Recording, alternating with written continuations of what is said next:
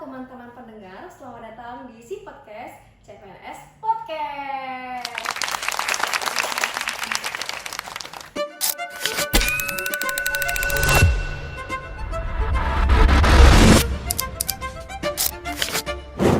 Perkenalkan, saya Adelia Wizargisti dengan formasi penyusun materi hukum dan perundang-undangan di Universitas Lampung.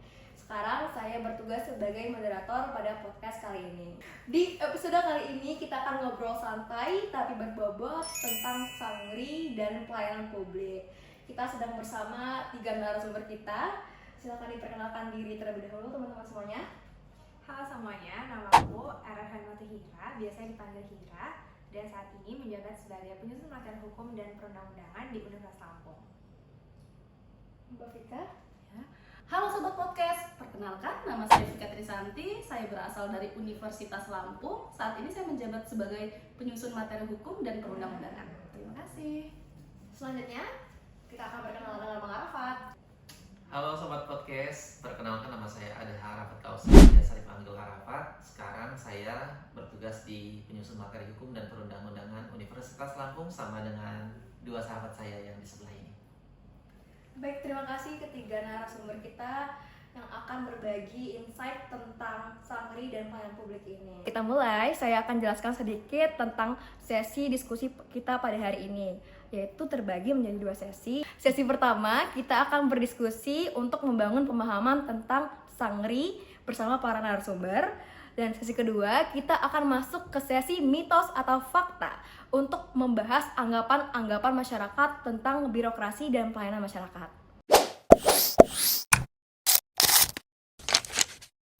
Baik, sekarang kita akan langsung aja ke sesi pertama dengan narasumber pertama kita, ada Mbak Hira. Dan terdekat. Di mana Mbak Hira ini akan menjelaskan tentang konsep dasar dari sangri. Baik Mbak Hira, apa kabar Mbak Hira? Baik Mbak Adel. Aku pengen tanya-tanya nih tentang apa sih sangri itu dan tujuan utamanya apa ya?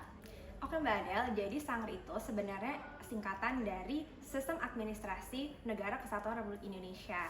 Nah, sangri ini merupakan keseluruhan penyelenggaraan kekuasaan pemerintahan yang berlandaskan Pancasila dan Undang-Undang Dasar 1945, di mana tujuan utamanya ini sebenarnya untuk mencapai tujuan nasional, mulai dari organisasinya, fungsi, proses, hubungan antara pemerintah pusat dan pemerintah daerah, sampai pelayanan publik dan juga pengembangan aparatur negara. Gitu ya Mbak Hira, jadi sangri itu adalah kerangka besar yang mengatur administrasi negara kita ini ya? Betul banget Mbak Adel. Nah, tadi Mbak Hira membahas tentang pelayanan publik nih. Kira-kira apa ya pengertian dari pelayanan publik itu sendiri? Oh, kalau pelayanan publik itu sebenarnya sudah tertuang atau secara yuridis itu udah ada dalam Undang-Undang Nomor 25 Tahun 2009 tentang pelayanan publik Mbak Adel. Jadi di pasal 1 ayat 1, pelayanan publik itu merupakan kegiatan atau serangkaian kegiatan untuk memenuhi kebutuhan pelayanan bagi orang atau penduduk di Indonesia atas barang, jasa, ataupun administrasi layanannya yang diselenggarakan langsung oleh penyelenggara negara. Nah, tadi kita sudah mendengarkan penjelasan dari Mbak Hira secara yuridis ya teman-teman. Nah, kira-kira Mbak Hira, siapa sih penyelenggara pelayanan masyarakat itu? Nah, penyelenggara negara untuk melayani masyarakat itu sebenarnya sudah ada juga Mbak di pasal atau ayat setelahnya, yaitu di ayat 2-nya, yaitu termasuk korporasi, kemudian ada institusi pemerintah, lalu ada lembaga independen yang dibentuk berdasarkan undang-undang untuk melayani publik atau melayani masyarakat. Biasanya itu ada kementerian, BUMN, BUMD, lembaga daerah, ataupun layanan-layanan lainnya yang dibentuk memang berdasarkan undang-undang untuk pelayanan publik itu sendiri. Oh, jadi gitu teman-teman. Jadi pelayan masyarakat itu bukan cuma pemerintah aja, tapi juga lembaga independen dan juga badan hukum yang sesuai dengan ketentuan undang-undang. Selanjutnya kita akan membahas lebih dalam tentang harapan dan juga urgensi dari sanksi ini dengan narasumber kedua kita, yaitu Bang Arafat. Jadi Mbak Adel, harapan dengan adanya sangri atau Sistem Administrasi Negara Kesatuan Republik Indonesia berkaitan dengan penyelenggaraan pemerintahan yang efektif dan pelayanan publik yang berkualitas. Secara lebih rinci, harapannya sih meliputi yang pertama, pemerintahan yang akuntabel dan transparan, yang meliputi juga semua proses administrasi negara tercatat dengan jelas. Selanjutnya, masyarakat juga dapat menilai kinerja pemerintah berdasarkan data yang terbuka dan dapat dipercaya. Lalu yang kedua, pelayanan publik yang lebih baik. Itu salah satunya yaitu layanan kepada masyarakat menjadi lebih cepat, lebih mudah, dan adil tentunya. Selanjutnya, prosedur birokrasi lebih sederhana dan efisien sehingga masyarakat merasa puas. Dan yang ketiga, tata kelola pemerintahan yang profesional, yaitu salah satunya aparatur negara bekerja sesuai aturan dan kompetensi. Selanjutnya, mengurangi praktik korupsi, kolusi, dan nepotisme. Yang keempat, pencapaian tujuan nasional, yaitu Sangri membantu negara mencapai tujuan seperti keadilan sosial, kesejahteraan rakyat, dan keutuhan NKRI. Dan yang terakhir, yang kelima, yaitu peningkatan good governance atau untuk mendorong budaya kerja pemerintah yang responsif, partisipatif, dan berorientasi pada hasil. Intinya sih, Mbak Adel, Sangri diharapkan membuat negara hadir secara nyata dalam setiap aspek kehidupan masyarakat melalui sistem administrasi yang efisien, akuntabel, dan melayani. Seperti itu. Oh gitu ya Bang, jadi Sangri itu bukan cuma tentang administrasi aja, tapi juga tentang good governance. Gitu ya teman-teman semuanya. Nah kalau begitu Bang, pertanyaan selanjutnya yaitu gimana sih Bang kalau misalkan Sangri ini nggak ada atau nggak berjalan? Gini Mbak Del, apa jadinya sih kalau negara Indonesia ini tidak ada sistem Sangri? Itu tanpa Sangri, negara akan kurang terstruktur, birokrasinya kacau, pelayanan publik menurun, dan akuntabilitas pemerintahannya juga lemah, sehingga pembangunan nasional dan kesejahteraan rakyat sulit untuk tercapai. Seperti itu Mbak Adel. Oke, jadi gitu ya Bang. Jadi kalau misalkan nggak ada Sangri, berarti birokrasi itu jadi kacau balau, kemudian akuntabilitas pemerintahan itu jadi lemah ya. Nah, makanya itu penting banget ya Sangri itu teman-teman. Terima kasih Bang Arafat atas penjelasannya. Dari sesi pertama ini kita sudah membahas mengenai konsep dasar tentang Sangri dan juga harapan serta urgensi dari Sangri ini sendiri. Nah, kita lanjut ke sesi kedua yaitu mitos dan fakta.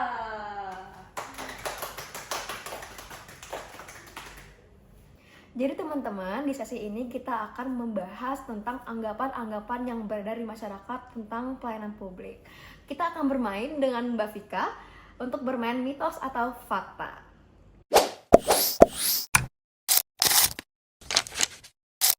Pertanyaan pertama, mitos atau fakta kalau misalkan Sangri itu urusannya orang pemerintahan atau ASN saja? Apakah masyarakat itu nggak perlu tahu? Mitos itu faktanya dalam sistem administrasi negara Republik Indonesia atau Sangri, masyarakat itu bukan cuma penonton, masyarakat adalah objek sekaligus subjek. Pelayanan publik memang dibuat untuk masyarakat, tapi di saat yang sama masyarakat juga punya hak dan peran penting untuk ikut mengawasi jalannya pemerintahan, mulai dari menyampaikan aspirasi, kritik, sampai pengaduan lewat berbagai kanal yang sudah tersedia. Berarti jelas ya Mbak, kalau masyarakat itu bukan pihak luar karena dia sangat penting untuk sistem itu sendiri. Karena dibutuhkan kerjasama dari pemerintah dan juga masyarakat untuk membangun sistem itu menjadi lebih baik. Pertanyaan yang kedua, mitos atau fakta kalau misalkan Sangri itu sebenarnya adalah alat untuk mewujudkan janji-janji kemerdekaan di Undang-Undang Dasar 1945. Bener apa enggak Kak? Kalau yang ini bukan sekedar fakta biasa, tapi sangat fakta karena tanpa sistem administrasi negara yang tertata dan berjalan dengan baik, tujuan besar seperti mewujudkan kesejahteraan umum dan mencerdaskan kehidupan bangsa cuma akan menjadi mimpi di atas kertas.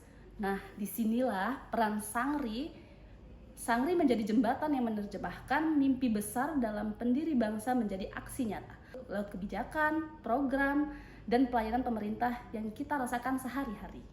Pertanyaan ketiga, mitos atau fakta kalau misalkan ngurus surat-surat di pemerintahan itu butuh uang pelicin biar cepat selesai? Kalau itu mitos sih Mbak Adel. Faktanya sekarang sebagian besar layanan dasar seperti pembuatan KTP, KK, sama akte kelahiran itu gratis, 0 rupiah. Jadi kalau masih ada yang bilang harus ini itu biar cepat, itu udah nggak relevan lagi.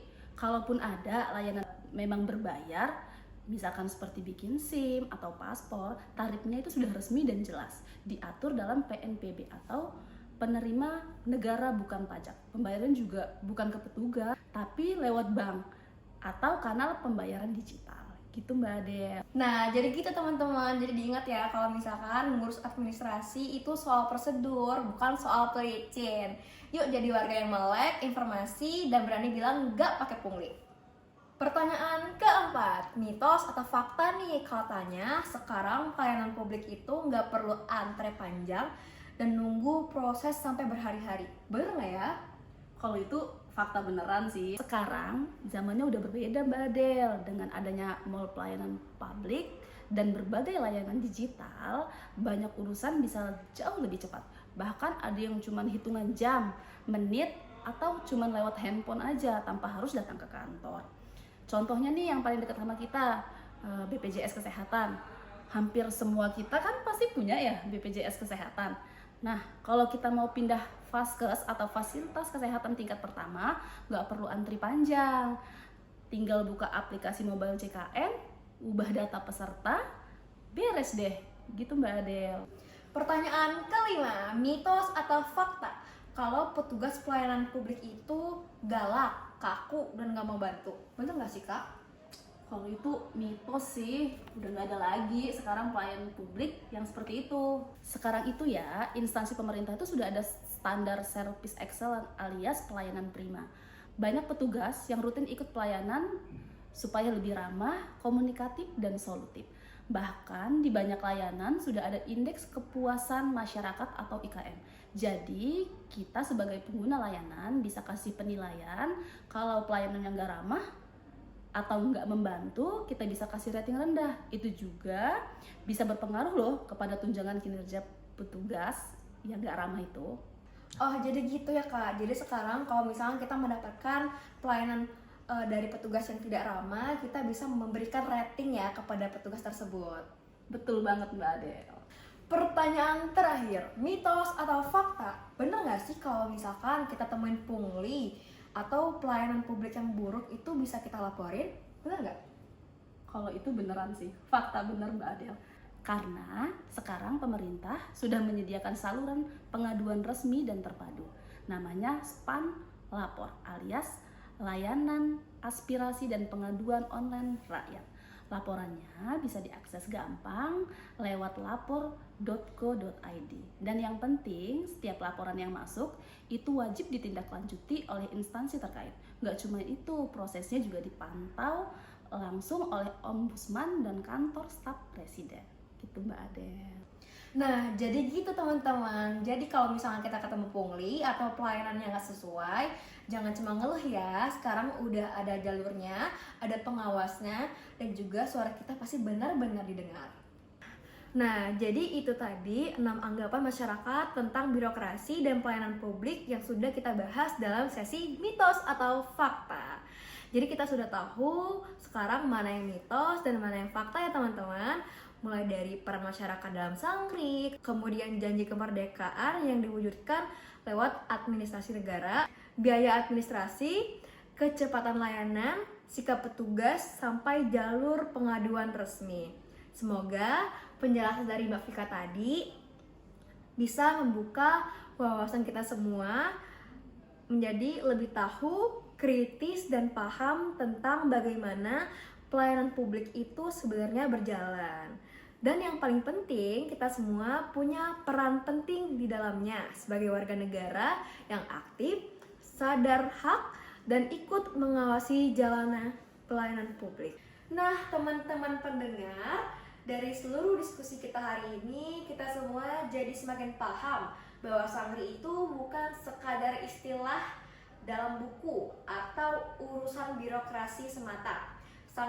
Sangri ini hadir sangat dekat dengan kehidupan masyarakat, mulai dari pelayanan publik, kemudian perlindungan hak masyarakat, sampai bagaimana negara menjalankan tanggung jawabnya secara transparan dan akuntabel.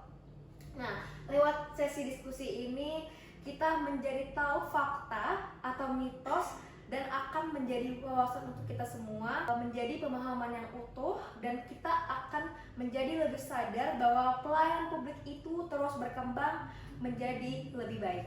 Saya mengucapkan terima kasih kepada 3 narasumber kita pada hari ini. Ada Mbak Hira, Mbak Vika, dan juga Bang Arafat yang sudah memberikan insight baru untuk kita semua. Terima kasih juga untuk teman-teman pendengar si podcast yang sudah mendengarkan kita pada hari ini.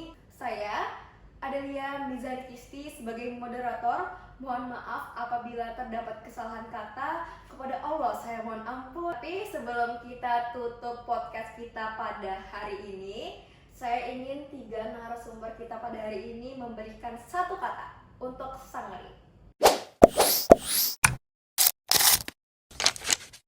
Dari Mbak Hira, Sangri penggerak. dari Bang Arafat, Sangri pelengkap. dan dari Mbak Vika. Sangri mantap. Yeay!